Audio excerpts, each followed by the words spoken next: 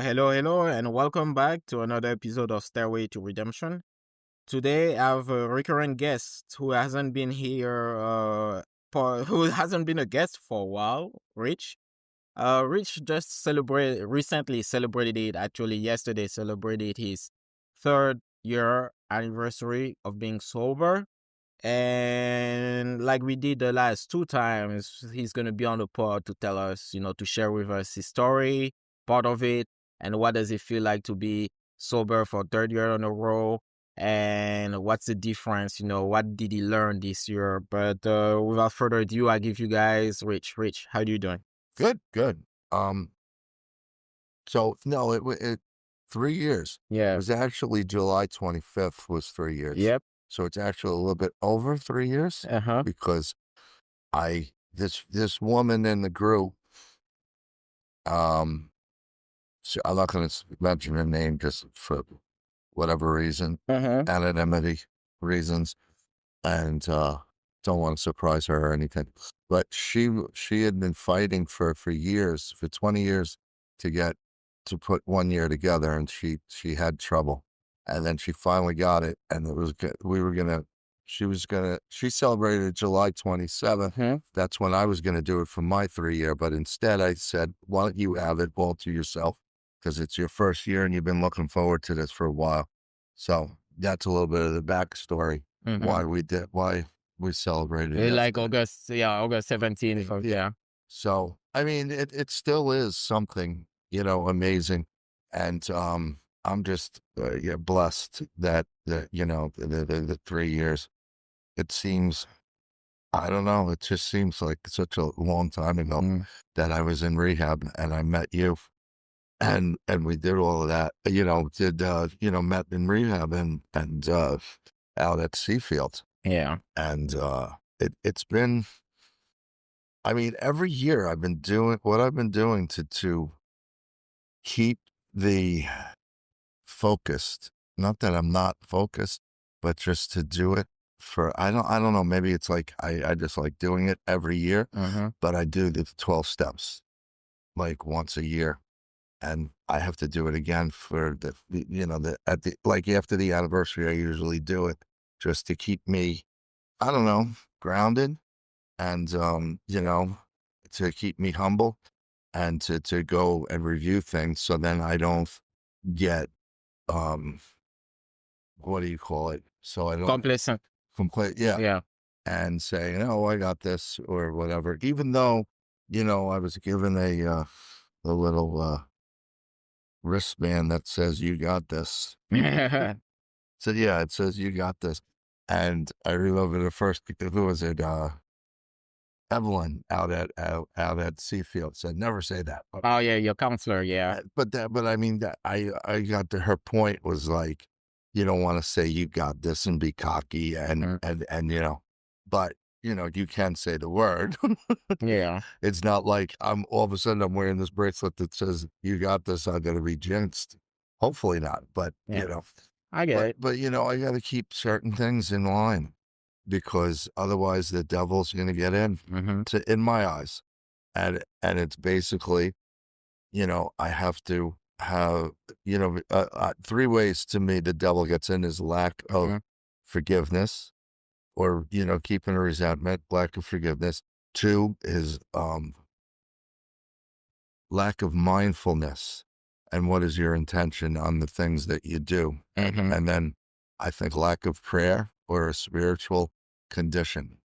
Mine is like a prayer, but other people, spiritual condition, Mhm. because I think that is really important, the spiritual condition, because a lot of people, Mm. they fall apart if they don't have it or something takes over Yeah. and they go out. Speaking of mind and spirituality, let's start with what we usually start with. Like, what's your state of mind address? Like, what is your state of mind lately? I mean, yeah, you just, give us a reason, why you celebrated another date, but how do you feel like lately? Like, I no. feel really good, Mm-hmm. really great, ecstatic, super califragilistic, Yeah. expialidocious. But that's too long of a word to say at like a meeting Yeah. They'd probably hit me. They'd be like Mary Poppins or what, but I'm Mhm. joking. But, it's and it wasn't always that way. I mean, it was, and the thing is that if I go into meetings, talking to you, Mhm. talking to other people who are in the sobriety world, or my sobriety sober support group, and you're or you're the main one. There are other people that, this guy Brendan, um, uh, shouldn't have said name, but anyhow, I'm not saying last names, but he Mhm. he he sends me a text every morning, and it's like amazing. Yeah. And I'm always seeing or talking to, and this guy Jimmy and some other people, Mhm. and it really, it keeps things going. And then I'm also very, devout Catholic, so I do a lot of, novenas and praying and whatever, and that keeps me kind of involved. But the biggest thing, and I didn't realize it until last night, because I went and I talked at NUMC, Nassau University Medical Center, at the rehab clinic, and that really brought me back to, not that I did a rehab session there. I only did it, Yeah. I only did rehab out at Seafield, but in 2021, because 2020, I don't know if we ever got into it, but it was 2020, and I was like, thought I was drinking too much, and I was trying to discern alcohol, my alcoholism. And so on the book, because like I said, I'm very religious, devout Catholic. Blessed Mother, her birthday's September 8th. So September 8th of 2020, I decided to go and not drink until December 8th, the Immaculate Conception. And so I did that 90 days, and there wasn't a problem. And then I'm like, well, I'm going to just keep it to Christmas. Didn't drink, not a problem. Then I was like, well, you know what? I'll do it to New Year's Eve. I'll just keep it a couple more days till New Year's Eve, but I'm gonna get really tanked on Christmas, on New Year's Eve. I could say a worse word, but I'll just keep it nice. So the kids can hear. No, I'm kidding. Hopefully, I don't think this is a kids I don't program, think this kids is a friendly kids program, program. but yeah, go ahead. But, I was really like, I'm gonna get fucked up. Mhm. And I did, because we were having the 7, course of the 7 fishes at, my mom and dad.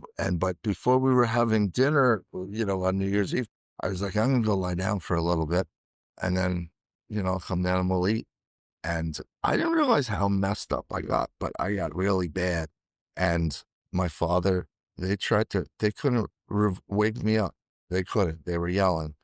And I think personally, they could have just left me there and let me just sleep it off. And I'd wake up and be like, but in all actuality, I mean, they called the cops, not the cops, they called 911. They called emergency. Mhm. EMS came up.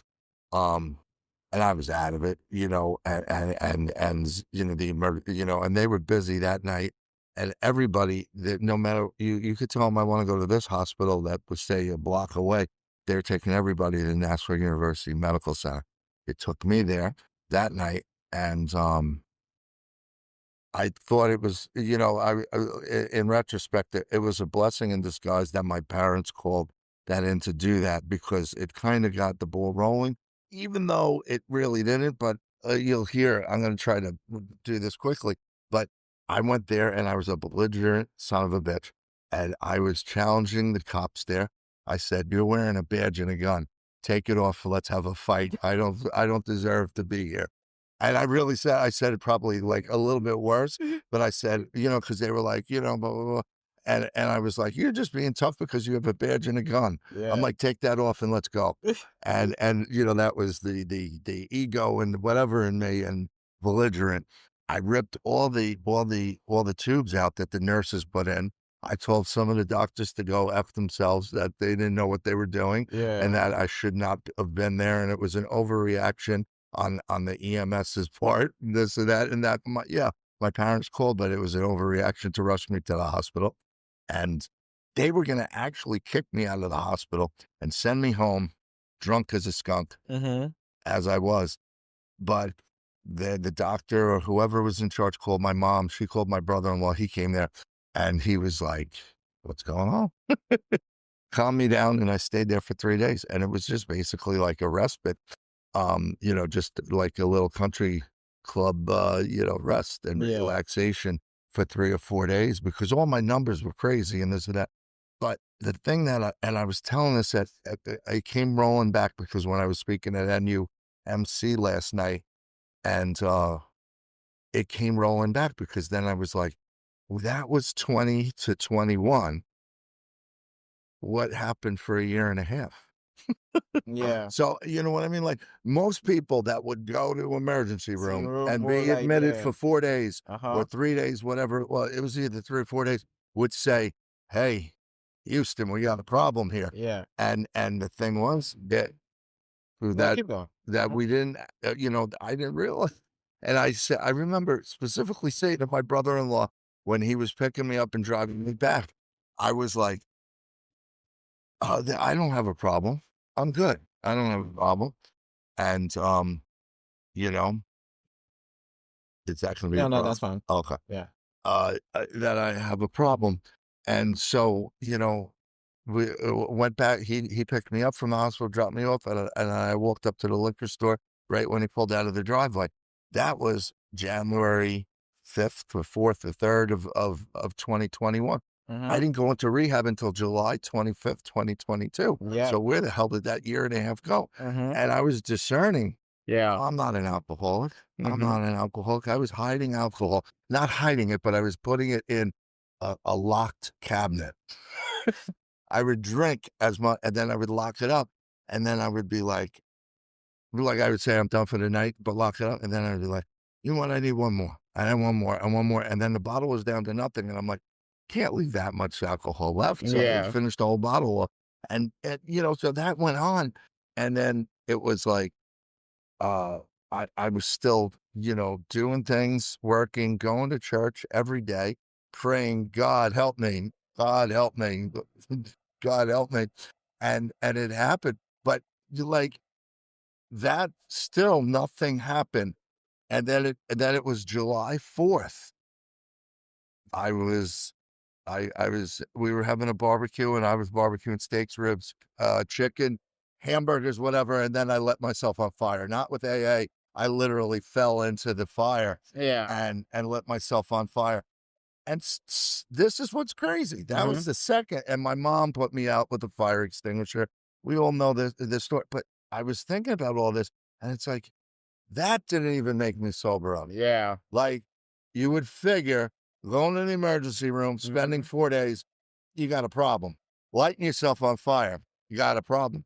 And it still didn't register, And I was like, I remember saying to my brother-in-law again, because he had to lift me off the floor, because there's no way my mom was like a twig could lift Mhm. me off the floor. After I lit myself on fire, she put me out with the fire extinguisher. And I said to him, I tripped on a pebble. Mhm. That's funny. And so, like, and that did nothing. But Mhm. then I said, like, for whatever, something came over me. I said to my parents, pick out 3 rehabs. I was going away with my sister to help her with the kids because my brother-in-law had to work and they had a baseball tournament in Maryland. So, and then I said, when I come back, I was gonna go to a rehab. So out of all the ones, one of them was too much. It was out in California, and that was like, I'm not going to Yeah. California. And one was like in Jersey, which looked like The Shining because it was like really dark. It was like scary looking from the outside. Yeah. So then Seafield, I'm like, "Oh, okay, out in the Hamptons, bikinis and women and No, whatnot." there were no bikinis in There the were no, Hamptons, no. bro. Like, So, not I where we went out were. there and but the thing is, and then I realized, and I listened to One Day at a Time and listened to everything and really took it all in and became mayor there. And I'm gonna go through a little bit faster, but like because this really hit me like Mhm. 3 years, like was wow. And the thing was, I didn't, like, thinking back on it, I'm like, what the heck was I on? Mhm. Like, just being stupid because, like, I should have, like, the minute I went into the emergency room for that stuff, I should have never been drinking again. I should have been like, you know what? Maybe it's time to get you. And it took me to light myself on fire, but also I think I was like, but the Holy Spirit came over me. It was a combination of that and praying and this and that. But like, it's just amazing when you think back on your life and you're like, wow, I really did not get that. Yeah. Like, I didn't get it when I went in emergency room. I didn't get it when I lit myself on fire. Like, what is going on, dude? No, how prophetic it is that like you went back to the place where you were belligerent and ripped the tubes Uh, out and had a fist, almost a fist fight with the cops. I And thought, yeah. not to cut you off, but Mm-hmm. I thought when we walked in, because I went with our friend Jimmy, Yeah. and I said to him, I said, "You know what? I don't see my picture on the wall." Like I said, I'm like, I didn't I'm see, still welcome here. yeah, I didn't see persona non grata, Yeah. or any of that, and they didn't like, do anything, but it brought back, and I saw the people there, Mm-hmm. and I could see and I could feel, because some of them were coming right from detox, and at Seafield, I did go 7 days of detox before entering the real world, not the real Like world, Gen Pop. but Gen Pop, yeah, Yeah. that's the best way to explain it, and, but a lot of these people I can feel, and I could feel what they were going through, and there was a guy from Long Beach, because they were asking what my home group is and telling these people that, and it was really enlightening and opening, and then they brought back things to me where I thought about stuff, and I was like, the first thing you have to do when you get out of here is go to a meeting Meaning, yep. and get a sponsor, Sure, yeah. because that's what I did. Seafield was great that way, because they said, you have to call a sponsor, and I think it was like a week or 4 days or something like that before I got released. No, not released, but before my time, that Yeah. the 30 days were up, and they made me call not made me, but they said, and I said, yeah, I'll call it, and who I had in mind, and that was key. And then I mean, the whole thing was I left early because I got COVID and whatever. I don't have Yeah. to go into all of that. But one of the basic principles, and I've told you this also, is that I think the three-pronged effect of going to rehab, inpatient, outpatient, and AA Yeah. was really, and also concentrating on sobriety for like 13 months, Mm-hmm. like without doing anything and just being like, boom, I'm just concentrating on sobriety, what I have to do. Because, yeah, everything is great now Yeah. and good, and the relationships are being rebuilt with family members, Yeah. and, my mom and dad and this and that. Not that we really had anything bad, but it's just a different feeling today. And, like my mother was telling me the other day, she just is so happy that I'm sober. She's like, Yeah. that's the best gift you can give. And then we went yesterday shopping for cell phones for my parents, and Mm-hmm. that was an experience in itself. There is no way I would have been able to do that if I wasn't sober, Yeah. because and not that they're difficult, but just, it's, they're getting older. Not that they're slow or slowing down or anything, but they're just, and they need to, like, and they need to get into, understanding the phone, because the phones, they're confusing for me. Yeah. And for someone that never, they grew up with, my dad was saying, it was like, the dial tone, Yeah. yeah, But and then the party line and this and that. But that was something that we did yesterday or Monday, I think we went. Monday, no, yesterday. I think it was we did everything. I think yesterday was like a big day after Sunday on the beach. Yeah, we went to the Verizon store, and I mean, that was really in a good way. And I was like, wow, I can do this. And we were laughing, and it went really well. mhm. And then to speak at night, and then, I mean, things are good. I'm not complaining. Yeah, on that note, what I wanted, like, I think you hit a chord when you say like, to wait like, at least like 13 months a year before doing anything.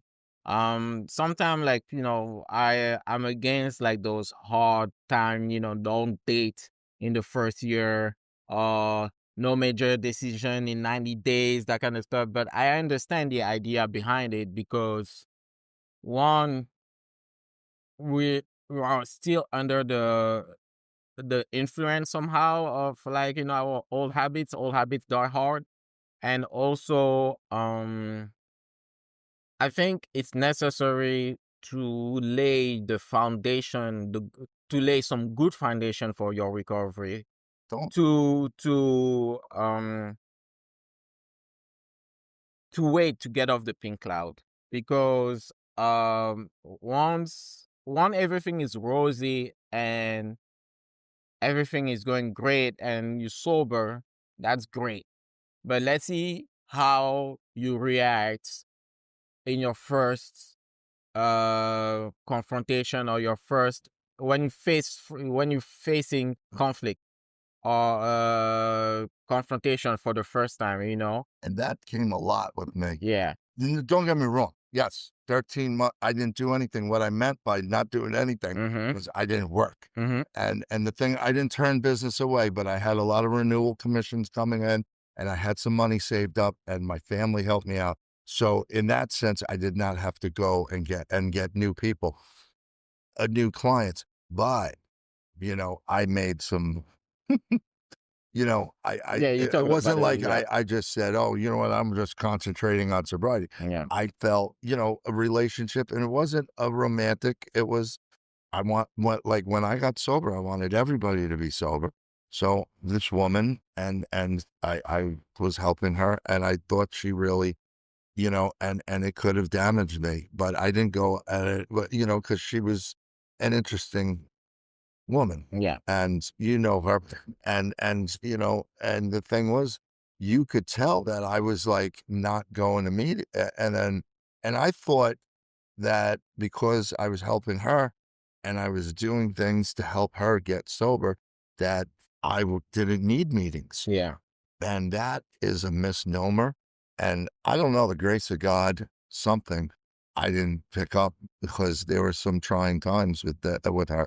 And just, it was, it's too much to get into right now, Yeah. and, You talked about it in previous. and I've talked about it in other podcasts. But the thing is was something. And then the other thing was, that was like more like the second, or no, that was the first year. But also something else happened in the first year. After 6 months, my sponsor, and I haven't had a sponsor, and I'm not bragging. I'm just saying that didn't work for, like, he was great, Mm. and I still talk to him, but, like, we just kind of dissipated, where it wasn't like, "Oh, F yourself," and this and that, Yeah. and "I never want to see you again, and you don't understand it, blah, blah, blah." It was nothing like that. It just kind of just naturally, Fizzled out. Yeah. dissolved, Yeah. and that was it. But with him, if it wasn't for him, for 6 months, the first 6 months, I met him at 7 o'clock in the morning, and we did stuff until 7 o'clock at night. I mean, I didn't meet him, but we were on the phone at 7 a.m. Then we were going to our first meeting, and then there was an afternoon meeting, an evening meeting, and we were spending so much time. We were doing the steps. We were doing the 12 and 12. We were 12 traditions, 12 steps. And we did a lot of stuff at his house. We did a group thing, and it was like a boot camp. But I could have gone out after that happened saying, "Well, I don't have a sponsor anymore," and that. So there were a couple of things that I'm just blessed that didn't happen, that could have, Yeah. and you were instrumental when you saw that, you were like, in your Benny way, you were just like, "Why don't you check out this place? Why don't you Yeah. come here? Why don't you go there?" You didn't say, "Rich, you're looking really bad," or anything No, like I that. don't think you are looking bad No, per but se. you were just like, you gave me like subtle hints, which is what is so great about you, and I love about you, is that it's subtle. It's not like, you don't hit me over the head with No, the hammer, I even though I needed to probably get hit over the head with a hammer. But and and then I went to that group, and I picked up 4 coins one night, because I had been sober, but I never, so I got 6, 7, 8, 9, and 10, or 5, whatever amount of coins. I got them all one night, and it was like, it was something else. And they thought I was insane, because it was like when they were saying, anybody with 6 months, I raised my hand, Yeah. got it. Anyone with 7 months, raised my hand, got it. 8, no, and I went up there 4 times. They were like, they're like, "You're crazy." And I was like, "Well, you just, but, they didn't say I was crazy. I'm Right. kidding about that. But, and that's the thing that for whatever reason, anything can bring you out. And I'm gonna one more thing I want to say is that when I started smoking again, Mm-hmm. not blaming her. She was like, While you were in that relationship ish, yeah, yeah, yeah. she was like the gateway Mm-hmm. because she smoked. And so one night I was like, "Can I have a cigarette?" I had it and I smoked. And it was not, I had done that, but in the past I've had one cigarette here and there after, and then it would be I wouldn't have one for another 4 years or something like that. So that was nothing. But I had stopped smoking for 16 years.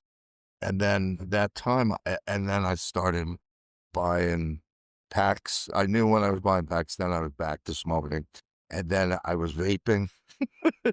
Because it was like, it's either with me, it's either all or nothing. Yeah. And that's where this is the point I want to make. I can see how people relapse.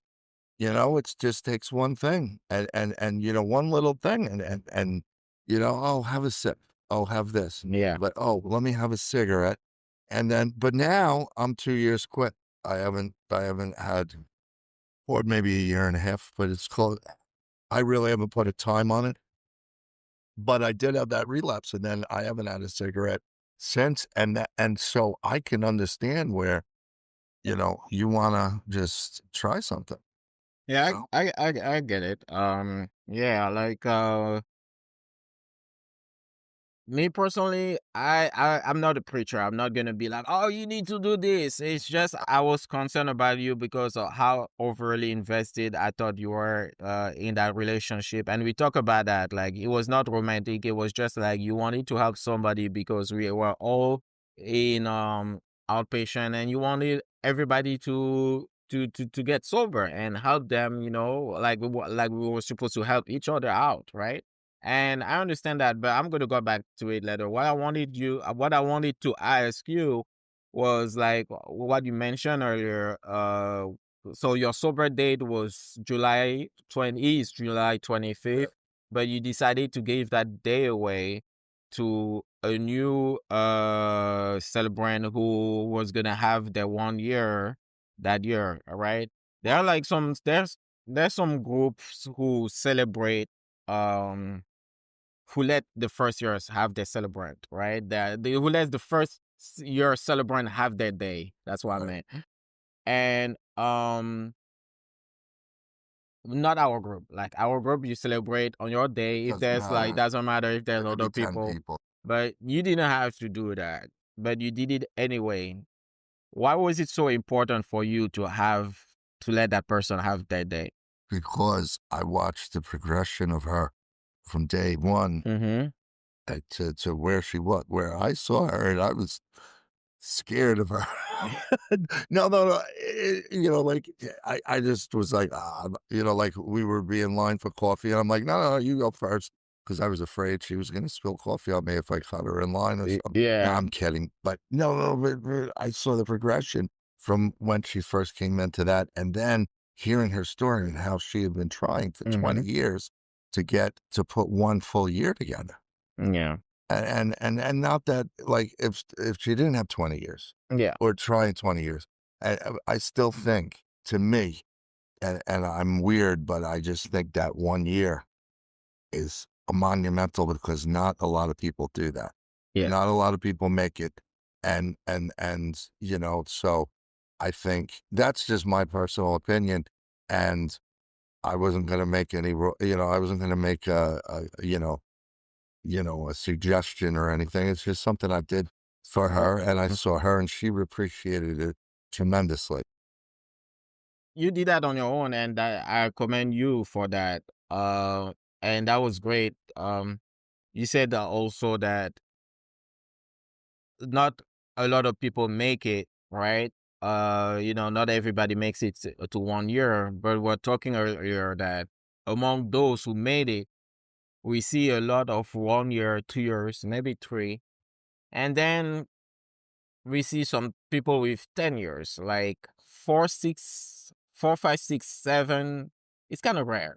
And we are trying to figure out why is that, for our experience in the room, like, I'm thinking it's complacency. yeah, They had some sort of stat somewhere where it's like a lot of people make it 1 year and they hmm, might have multiple 1 year, multiple 10 months, yeah, multiple 9 months, 6 months, 3 months, whatever.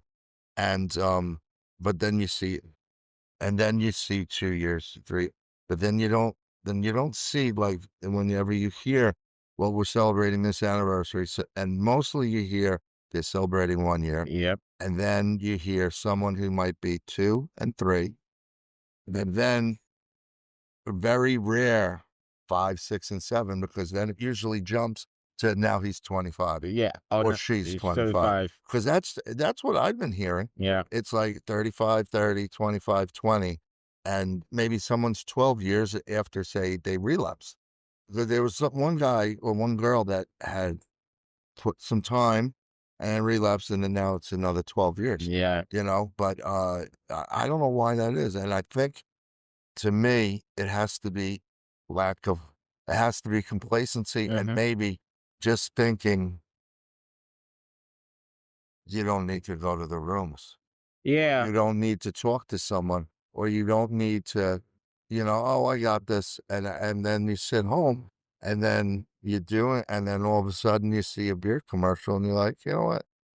I'm not at all, but I'm just guessing that you're sitting home, hmm, you're not doing, and you're not practicing the principles that were taught. yeah, And that way you get lazy, and then you're just like because to me, idle time was the devil's playground. yeah. And I mean, if you're sitting around and you have nothing to do, it's like, well, I wonder if it's a natural phase of recovery to fall out naturally out of the rooms for a while. Like I've heard a few shares, even those who have long time, that there was a period of time where like they didn't make any meetings. I'm not like a guy who thinks like meeting makers make it. Like some do, some don't. I don't think that's a saying to take to the letter of it, but practicing the steps and being spiritually fit at all time is necessary. So I can understand how after maybe 3 years a person start like, you know what, I used to go to a meeting every day, maybe I'm gonna go now twice a week. But like stopping altogether, right, and being complacency, I mean, we see a lot like there's basically nobody I know who has 4, 5, 6, 7. Like most people I know are like 2, 3. I know maybe one person with 5, and then the rest have like 10 or something. the thing is, I don't go to as many meetings as I did when I was first getting sober, Yeah. and Rudy was my sponsor and helping me, and we were going to 3, 4 meetings, like that. Mm-hmm. Now, but see, the thing that I do that maybe I don't go 5, 6, 7 days a week, but I do, like, I go on a Tuesday night, I go to a meeting, it's a called, and it's a Catholic men's group, but all the guys in it are alcoholics or recovering alcoholics. So it's like AA, plus it's got a spiritual, aspect to it. So we discuss things that if we discussed it in a regular AA meeting, it would probably scare people away, because we do talk a lot about Catholic religion Yeah, yeah. and the Gospels and this and that. And not that it would scare a lot of people, but certain people, they have that God problem. Mhm. So what I'm saying is that I've tightened up where I go to that on a Tuesday night, and then I go to no matter what. I'm Yeah. always there. But it's not just going to the meeting. I do commitments. Yeah. And I really believe that, I run the Thursdays, as Bill sees it, down at the beach. I think that that gets me in the mind, and because it's a commitment. And that's what, from the beginning, when Rudy first was my sponsor, he's like, you got to do a commitment, coffee or whatever, or this or that. And that's always stuck in my brain to do a commitment. And that's kept me sober. Yeah. Maybe I'm not going to as many meetings, Mhm. but I'm committed. Well, Committed. not Yeah. committed in that sense, Yeah. but I'm saying I have a commitment on Thursdays, and I will do that. and then maybe I'll do Tuesday, whatever. But I really believe that if you do the coffee commitment, you do a day, you run a meeting, you're a greeter or whatever it is, that brings you into it more so than just showing up. And because yeah, they're right. Meeting makers make it. But the thing is, What are you there for? not Yeah. necessarily. I don't believe that like you don't. Mm-hmm. Specifically. Yeah, meeting makers make it. That's a great sentence, and that's a good rah-rah Yeah. thing for everybody to say. Don't drink and go to meetings is another one. Yeah. Duh, duh, Duh. duh. Let's say, oh, really? Really? Duh. Really? I can't drink? Yeah. I have to go to a meeting? Oh, okay. I didn't know that. I really, that just slipped my mind. But with me, meeting makers make it and going to a meeting, it depends also, like, what you get out of them. Yeah. Because you and I could go 17, is it not 17, but we could go to 2 meetings a day, 7 days a week, 14 meetings a week, just sit at meetings. Yeah. And if we don't actually do anything, if we don't do steps, if we don't act, if we don't do commitment, if we don't help another struggling alcoholic, Yeah. then those meetings aren't gonna mean anything.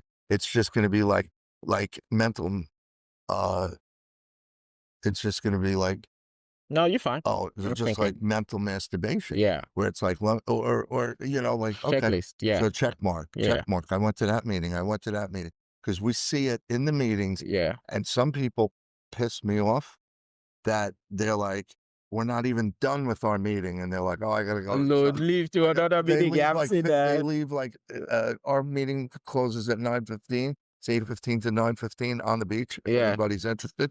But, like they'll leave at 8:45 To and be able to make it. to rush to another meeting That to starts at 10. then Yeah. they could say, well, I went to 2 meetings. I started at Yeah. 6:30 and then I went to the 8:15 and now I'm going to the 10, now I'm going to the 12. And Yeah. it's like they're just like keeping themselves busy. No, I agree with you. Like, there's a certain idea of like, not only what you said, what do you getting out of the meeting, but also what are you bringing to that meeting as like contribution through commitment to your presence, to like, the shares.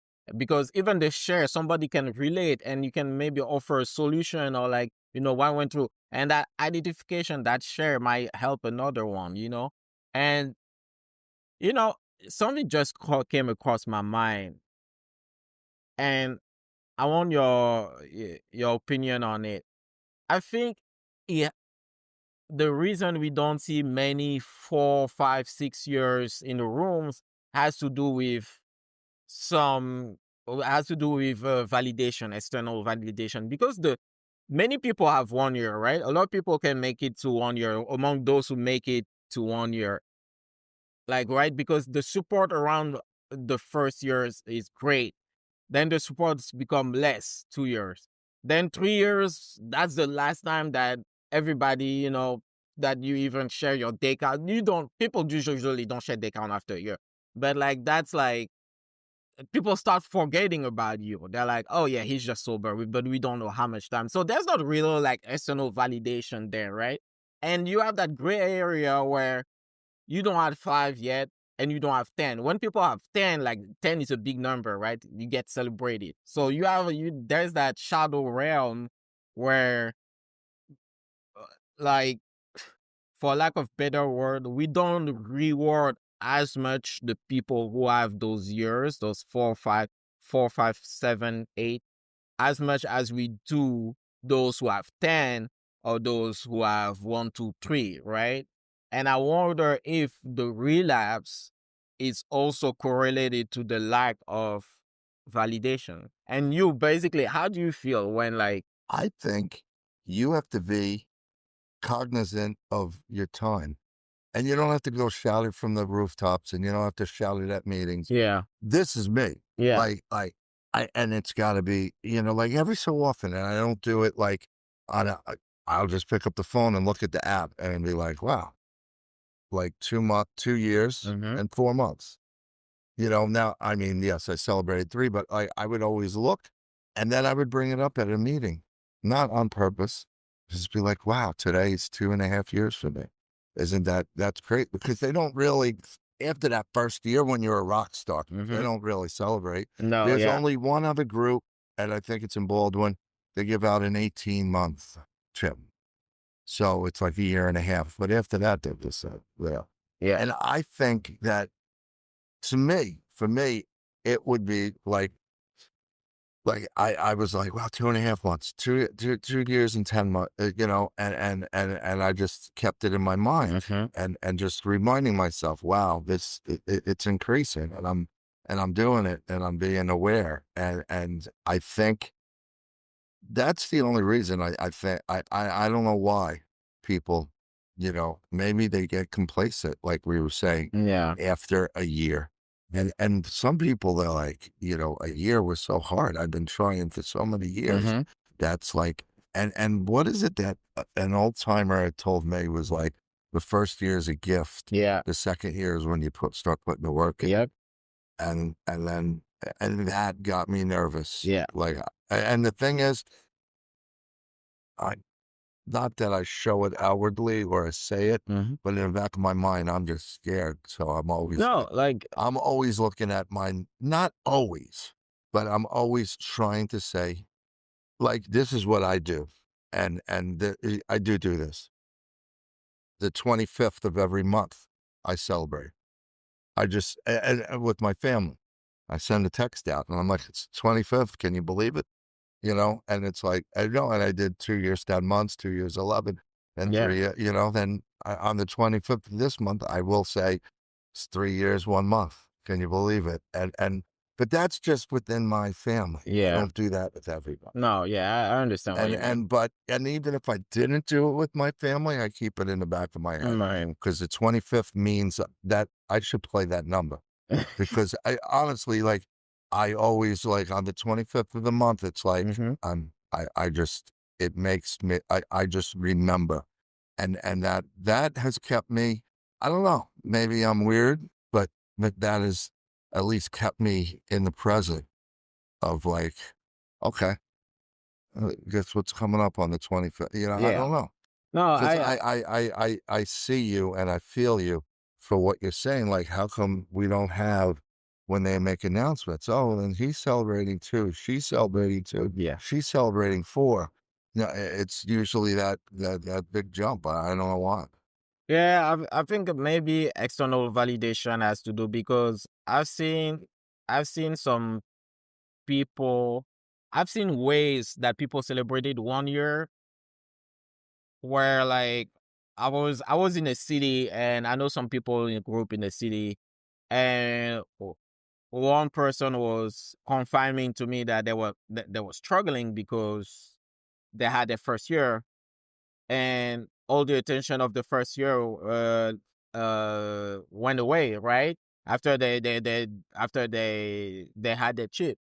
And they told me that on the day before, the evening before their 1 year, the way they celebrate usually is like with people of the group who stay with you like kind of New Year's Eve party and count down till midnight. And I'm like, whoa, Oh, wow. that's a lot. That's a lot. I understand now. If you pass 1 year, like you don't get that kind of attention anymore, that might be a little bit rocky. That would be I'm something. like, that's too much for me. That's Like, too much. that's too much. Like, I And I really think that, and see, they do a lot of they do push that first year yeah, in the rooms, no matter what group I've been at. It's like, except, yeah. um, they don't push that. No, yeah. Most groups usually let you celebrate your They first they year. they don't. They don't. But that's the way. That's the uniqueness Mm-hmm. about our group because you don't have to have time to have a commitment. You don't have to have time to chair a meeting. Yeah, You don't have to have time to go speak. And a lot of other places are like, you must have 90 days, you must have 6 months, you must have this, you must have that. Or, there's some places even were like, you can't share anything unless you have a year of sobriety, yeah. and I see the point, but at the same point, I think it should be open to whatever amount of time you have Uh-huh. because by having that commitment, like my sponsor told me from day one, when you have that commitment, it makes you think about where you have to be. If you don't have that commitment and you don't have a coffee commitment, fuck it. Screw it. I'm not going to the meeting. Yeah. But if you're like, I gotta make coffee or everybody's gonna be pissed at me. Yeah, it force at least your physical body to be there. And say we're cutting down on our days, like me, Yeah. and it's like, and I could then, and I'm not running a meeting on a Thursday, Mm-hmm. and then it's like, well, all right, I know I'm gonna go on Sunday, but then something comes up, and I'm like, you know what? I'm just gonna watch the football game. I'm gonna hang out, and then you miss, and then I could see how it builds up, Yeah. and then you miss another week, and then another, and then all of a sudden it's like, well, you know what? I'm really not an alcoholic Yeah. because I don't need meetings, and I've stayed. So maybe that goes for 4 or 5 months, and you go sober without a meeting. Then you're like, then the brain starts Then the working. brain starts. Yeah. Then it's like talking to you, and it's like, you really deserve a drink because look, you've done 3 years and a half, Mhm. and nobody else can say that. And look, you're doing well. You don't have to go to the meeting. So have one little sphere. Yeah. Buy like a shot because now they sell shots at 7-Eleven. But buy a fireball, A fireball, yeah, or like a buzz ball. They call it buzz or ball. whatever it is that Yeah. they sell. But so I can see how that happens. But by keeping a commitment Mm-hmm.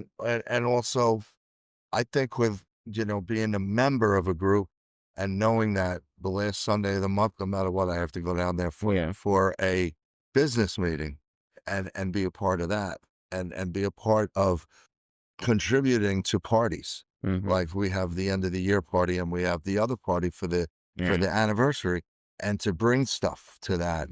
And I really think that keeps you involved. It keeps you present. Yeah. It keeps you, interacting with people. Yeah, I think that in order to make it in the valley of those years of those ungrateful, I'm gonna call them the ungrateful years because you don't get any attention and it is what it is.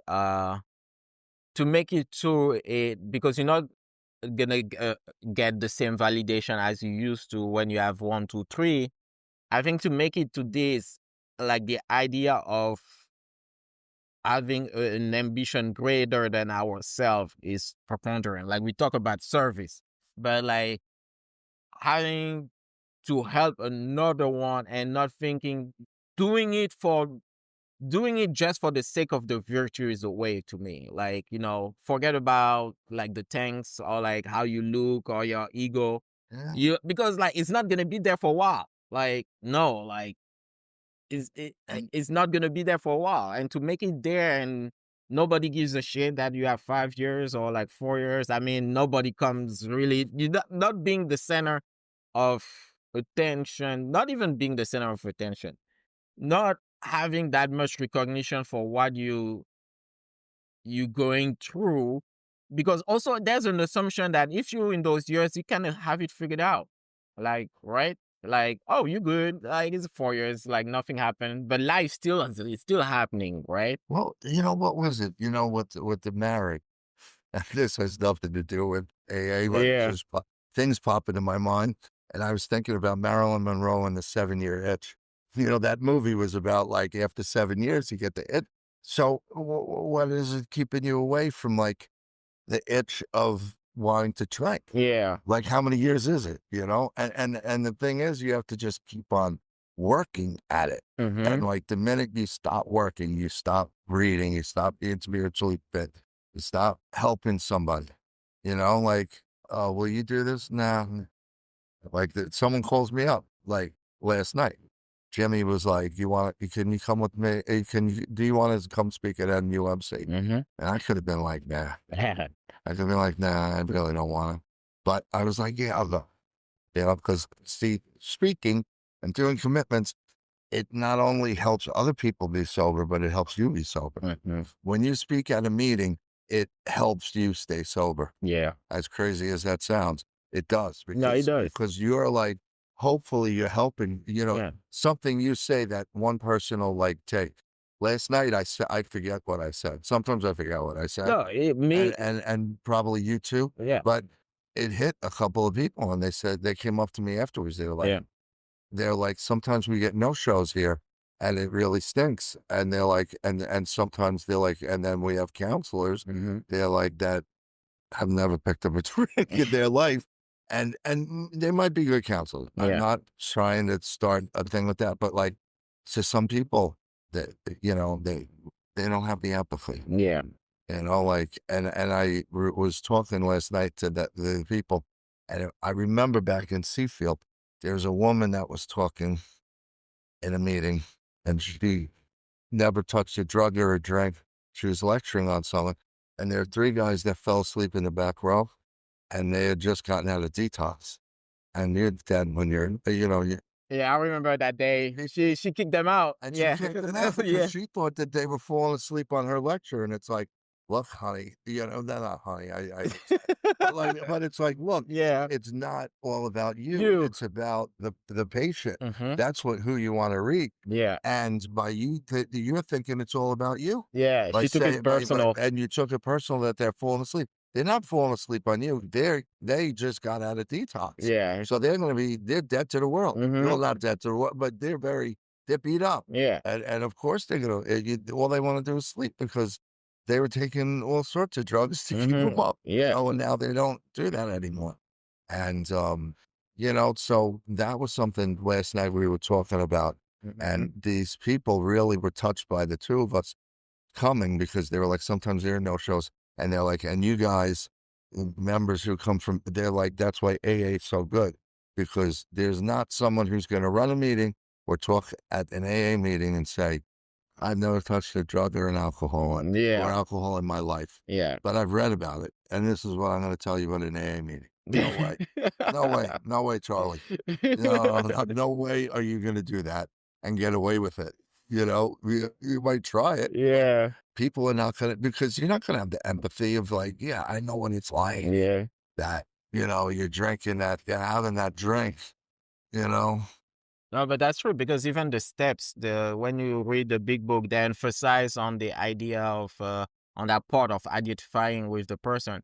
I used to think that identifying was like overrated because my personal story is like, I mean, by different is like you don't have that many immigrants in the room who came, from another country and like study in college, then speak a different language. Like most people I know were like, even those who were born abroad moved here when they were kids. So like, they were very Americanized. I was un-Americanized when I came here and still found a way to fall into addiction. And like, so like my idea of identifying to other story was like, you know what? I cannot relate with the DWYs. I cannot relate with jail. I never went to jail. I cannot relate with like, the family court or like, being divorced, the kids. I don't have any Yeah. kids. Like, so it was, but I could still relate at the feeling level, like that feeling of like uselessness, that feeling of uh being not being enough, that feeling of self-pity, those feelings I could identify with it. That was like me a Mhm. couple of months ago. I went to speak at the Hempstead group, and I walked in there, and I was the only white guy. And I looked at everybody, and I looked at them, and I'm thinking, they're probably like, what do you got for us, white boy?" Yeah. Because I look, and I might have said something along those lines. I don't know what I said, but like I was like, they were looking at me like, what is he gonna, how is he gonna identify with us, you know? And I told him about lighting myself on fire and everything. By the end of the meeting, we were kissing and hugging each other, and it's just that rapport and that Mhm. empathy, and then they're like, and maybe they didn't let because the one guy was like, I never lit myself on fire, but I've been down there where you just drink so much that you just lose all control Yeah. and you fall down a flight of steps. He fell down a flight of steps. I lit myself on fire. Yeah, it's not the same thing, but they relate to what's going on. In the feeling. Yeah. Yeah. I see what you're saying. Yeah. And that's why when you go into the room, like some people I've heard from other people, they're like, well, I can't go because I'm different than everybody and nobody will understand. Yeah, Oh, that's the one. nobody will The understand. arrogance of feeling that unique, huh? You know, oh, you mean you're the only person that's ever had PTSD? See, yeah. You're the only person that's ever had a drink? You're the only person that snorted a line? Really? Well, then come to AA and you know, you find out. And that's the thing, you know, where, you know, people have said that. They're like, "Oh, I'm too old, I'm too young." Mm-hmm. No, those are just excuses so you can continue to do damage to yourself. I've noticed that. I've noticed that nowadays, I don't know if it's the new generation. I'm not gonna blame them for everything, but like Uh, there's a certain there's a perverse way of like trauma racing, like like trauma competing, trauma yeah, competition, like like my trauma is worse than your trauma. So like you don't know what I've been through. Everybody is like bipolar, like everybody self-diagnose themselves. Everybody has ADD, HAD, like and here going back, it all circles around. Going back to this validation. I wonder, even in therapy, right? When people are being diagnosed with some issue, and I'm asking the question because I'm really want to know, what's their first thought? Like, is it that, oh yeah, that explains everything? Well, I was baked that way. I cannot do anything about it. Oh yeah, I have ADD. I was baked that way. So like, it's my trauma, it's my attachment style. Also, okay, but is it a way of coping out of like their responsibility? I do think so. I do think like a lot of like people who are so attached to the label, medical label that follows them, use it as a way to cop out. Because, think about it. It's like deterministic. Once you are told that you are this way because of this, and it makes it hard for you to change, you can find solace in knowing that, oh, well, that's not my fault. This happened to me. So that's fine for me not to change anymore. I feel like that's the thought pattern that I'm seeing. I'm not saying I'm right for sure, but like I've seen people like that once they were diagnosed with something, it was hallelujah. yeah. Like now I have the validation that I needed forever, and now I understand why I'm like that. But okay, so you got that diagnosis. You know that you have that kind of ailment. I haven't seen a lot of people being like, okay, so how do I evolve from there to to a better version of me? I haven't seen that. And there are other things that people do, and I heard, you know, compare despair, you know? And then the other thing is, like, I hate it when uh, I really hate and detest when people say, "I was brought up with a punishing God, but now I found a loving God." Mm-hmm. There is no way in hell. I don't care who I'll fight anybody over it, but there is no way that God that changes, that he's always been loving. Mm-hmm. You just didn't accept him. And I'm not trying to lecture on, I mean, but like, how can he, you know, or punishing God and this and that. And I'm like, well, that's because, you know, you're thinking that way. You know, because now all of a sudden you're like, but now I find that the God that I knew that was punishing is loving. He doesn't change. Mm-hmm. You have changed. Yeah. You know, like people are like, oh, well, you know, I can't do this, I can't do that. There are too many rules, too many that. But then when I came to AA, there aren't any rules anymore. I'm like, what are you talking about? Yeah. No, you've changed. It's not that that all of this stuff was bad, that there was a punishing God and that, you know, it was, you know, because you're Irish or because of your parents. But maybe some of it had to do with it. Mm-hmm. But like you've changed and you got to understand that you made the change. There was something someone was saying about like blacking out, and I was watching, um, what movie was watching? Men in Black, Yeah. and it got me thinking about, because, well, hear me out, and because I've never blacked out in my life, so I remember everything that I've Mm-hmm. ever done. I wish that I could have like a neuralizer for like AA, for like all my drinking, where it's like, look at the light, and then you're gonna forget all about what you did. Yeah. Because I was watching that with Will Smith, and I was like, the neuralizer, man, Yeah. that would be amazing. People would be like, oh, thank God I could forget about that night when I ran down when I was on the street half naked, or I was, falling down. There was this woman that told this story, and she was like at a wedding, and it had a huge banister, Mhm. like Oh, a rolling banister. yeah. And she was like so drunk, and then she was like, she always wanted to. She was thinking about some movie where where this actress slid down the banister, Mhm. and she's like, she did an epic fail. That's crazy. But this is the stuff that we did, that has happened to people in the program, Yeah. and that's why, the bond that you make with people, like, I mean, yeah, I don't know about certain things, but I can empathize. Empathize, Like, okay. I don't know about certain things that haven't happened to me. Alright.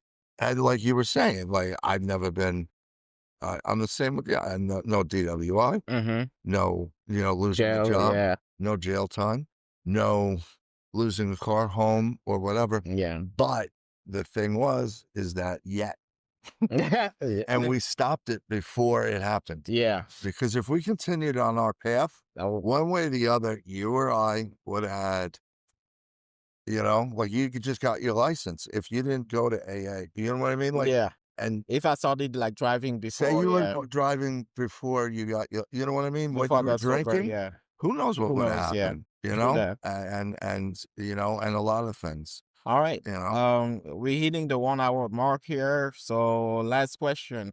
Um, what are your not plans, but what, are your how you seeing that 4th year of yours coming through? Like, what are your expectation for the coming year? I'm gonna Okay. start rich as AA. I'm kidding. I'm kidding. I'm kidding. I am totally kidding. No, no, no, no, no. But you know what's come across my mind? Mhm. And I heard it at the meeting. Our friend said it, and Mhm. and this was really, I thought, what's great with what he said. He's like, "We're." I'm not quoting him word for word, but he said something along the lines is that yes, we're here to get sober, but we're also here to help another struggling alcoholic. Mhm. And that hit me because I was like, yeah, I'm sober. I think, and I work at it, and I work hard at it, but I'm not saying I want to sponsor somebody because I'm scared of that. I just because I do things differently. Yeah. And like I'm very church based, and I go and I do a lot of praying and this and that. And so like if you want what I have, You're gonna have to incorporate a y- y- religious, y- yeah. that I think really that part of my aspect has really is part of why that's at least 50% of why or more of why I'm sober because of my spiritual aspect. But I'm thinking in this year I would like to help other people. Mhm. I don't know about sponsorship, but like, you know what? Ah, If something's happening to you, I want you to call me, and then I'll take you to a meeting. yeah. You know what I mean? Like I've heard these stories, like where I had a speaker come in and speak, and there was someone in our group who was saved by him. Mhm. He actually showed up at this guy's house and drove him to a meeting, and like I could do that. I could drive someone to a meeting, but in the past I didn't feel. I don't know if I thought maybe I didn't think I had enough, enough experience, but now I'm big, but I would like to try to share more as far as, helping people and maybe sitting with them and, I don't know about going through the 12 steps with them, but, maybe read the big book with them, do this, read the 12 and 12 or do whatever, I don't know. It's something that I'm shooting for in the 4th year to like really, and I will help everybody. Like I don't, like call me. I give my numbers out to everybody except one person. But and, and so you call me, but nobody really, that's the one thing they say in Yeah. AA. They say you should learn how to dial a phone Mm-hmm. because the numbers are given out. Like, they give the book, someone new comes in, and everybody writes their phone number down. How many times do you dial it? Not too many. Yeah. But I really want to try to, or maybe do something where we have the hotline Yeah. and maybe be on the hotline. What is that? The night, The night, that what? the night book, The night book, night yeah. watch, night. Night You're book. thinking of the Game of, Netflix, yeah, the Game of Thrones. the night watch, Yeah. the night agent. The night agent. But that we could be the night agent of AA. But I don't. I really want to. I've been thinking about this and service, Mhm. service, and I do a lot of service. Not to toot my own horn and pump my chest out. I do a lot for, and I will be there for anybody and I will help anybody do anything. But I want to try to do more service, I think. Yeah. And not an effect of service of like taking a commitment or doing this or doing that, but but at the same point, I'm very scared of that because we did it. We tried to help somebody and not that we were, or, it was a very tough situation, but No, like, yeah, the idea of helping somebody and them not being and is they didn't respond to yeah, what you and I were saying, yeah, and it was like they could have. And so to me, I don't know if I could deal. Not that I would go back out there or something, but like I'm a high intensity. And it's uh go big or go home. That's me. And like uh, I don't know if somebody, I would be there for someone, but there's also trepidation. What if it doesn't work? thank you. Then I feel like I failed somebody if they went back out. Like there was a guy sharing at a meeting, and it was the first person he tried to help, and then the guy went out, got into an accident, and killed himself. Yeah, Went out drinking. And a guy was like, and it was like, no, that's not your fault. You helped him. You tried to help him as much as you can. It's not your fault that he picked up a drink. But, but we get that way, yeah. So, so we'll see. All right, we'll see. Again, Rich, thank you for being a guest one more time on the podcast. And many, many more. Yeah, congratulations again on your third year. And yeah, guys, I will see you in a couple of weeks. Thank you, brother. Thank you. Bye. All right. Free audio post-production by alphonic.com.